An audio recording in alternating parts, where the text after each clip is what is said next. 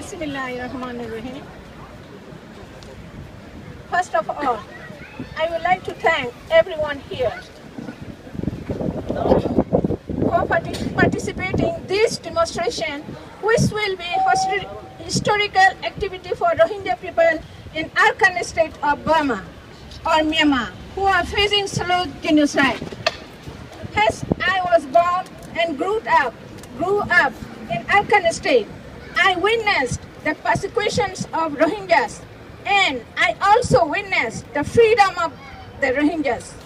Before the restrictions were imposed in 1992, although Rohingyas was one of the recognized ethnic group of Burma, since the time Burma became independent country from British colony.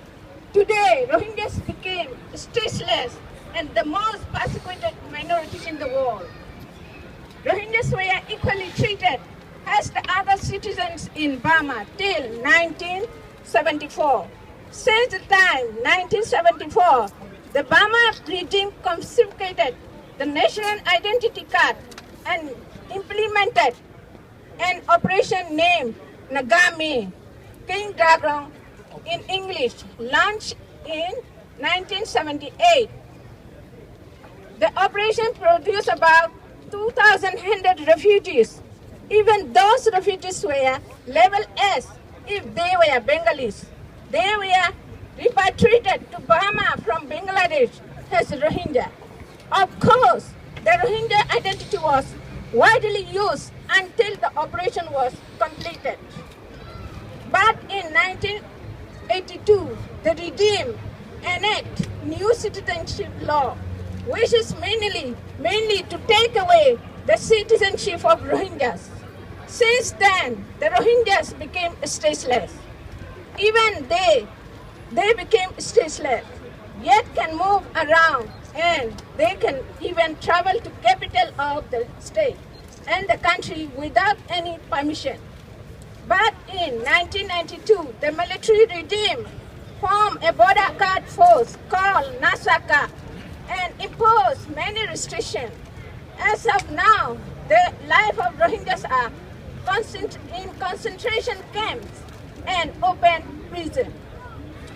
You all are enjoying the freedom movement, education, health, marriage, birth, and job opportunity.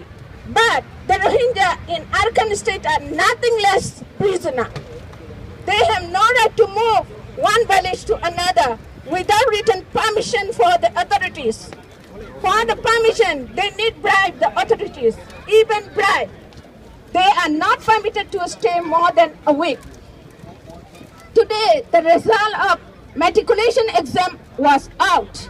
Many Rohingya students got high marks with the distinction, but unfortunately, they will not have any opportunity to join professional institution.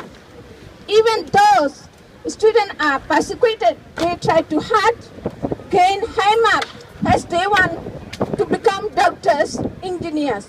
But sadly, they are not allowed to join professional institutions as other citizens in Burma could. Until 1993, Rohingya students could join any professional institution if their mark met to the requirements of enrollment. But since 1993, the Burmese regime barred joining professional institutions. On the other hand, since 2012, after the violence occurred in Arakan, the ordinary Rohingya university students are sitting at home and they can continue their studies. At the same time, from 2012 to 2014, many students passed the matriculation exam and they have no opportunity for further studies. This is how Rohingyas are buried for studying at university. Today, the both people issued got high attention in the world. Even recently, American President Obama has mentioned about that during his meeting with the Asian youth. When there is no education, no job opportunity, no health care, and many restrictions to survive, you all will definitely think to relocate. According to some experts, only a little more dozen doctors are available for healthcare, and Rohingyas have no right to admit hospitals. Even there was no chance to survive.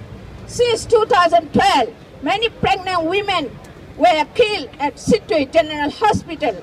The racism is deeply rooted in Burma and especially in Arakan state. Whoever admitted to local township, local town hospital or just go for the treated, they are severely insulted.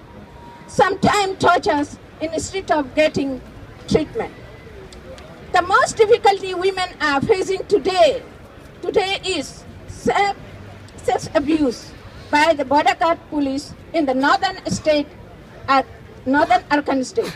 The women are even afraid to walk across the villages. Sometimes women experience gang rape. As the women value their dignity more than any others, their cases remain unreported. The situation is either to die in open prison or survive yourself by taking risky sea journey to Malaysia or Indonesia. While the government is persecuting the Rohingyas, they open the door to leave from the country. Has their policy to whip out all Rohingya from the country. So, human trafficking business was introduced by the authorities and they left Rohingya to flee from the country. Since after 2012, violence more than 150,000 fled.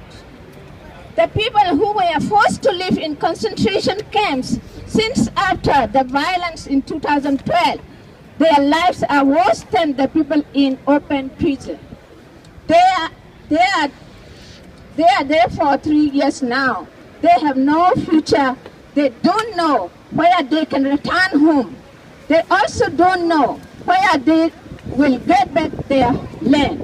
They are surviving by getting food for international NGO, but those are not enough for them, and they are getting medical treatment through international NGO, but those are not enough. The children have no education. They have no single penny earning. The government led by President Thein Sein is planning to keep them in those concentration camps as a permanent. To my conclusion, I would like to ask the world to save all those Rohingya from the persecution they are facing. The legal experts and the Nobel Peace Prize winners are saying that today what Rohingyas are facing is nothing less than genocide. So I would like to request the Prime Minister, Mr. David Cameron, to save all these Rohingya from ongoing genocide, and as well as the world leaders and United Nations. Thanks again to all participants. Thank you. May God bless you all.